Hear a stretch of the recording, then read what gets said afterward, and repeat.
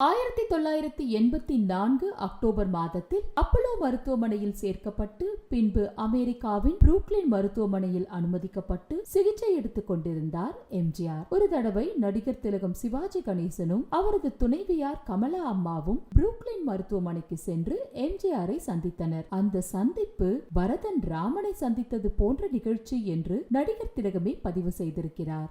எம்ஜிஆரை பார்த்து மிகுந்த கவலையோடும் அக்கறையோடும் அவர், அண்ணே, டாக்டர்கள் என்னதான் சொல்லுகிறார்கள் என்று கேட்டாராம். ஆனால் எம்ஜிஆர் உதடுகளை பிதுக்கி லேசாக தலையை ஆட்டினாராம். அதன் உள்ளர்த்தத்தை புரிந்து கொண்ட நடிகர் திலகம் உடைந்து போனாராம். மக்கள் திலகமும் நடிகர் திலகமும் கட்டிப்பிடித்து அழுததை பார்த்த ஜானகி அம்மாவும் கமலா அம்மாவும் ஒன்று சேர்ந்து அழுத காட்சி ஐயன் வள்ளுவன் சொன்ன அன்புக்கும் உண்டோ அடைக்குந்தாள் என்ற ஜீவன் மிக்க வரிக்கு ஆக சிறந்ததோர் எடுத்துக்காட்டு ஆகும்.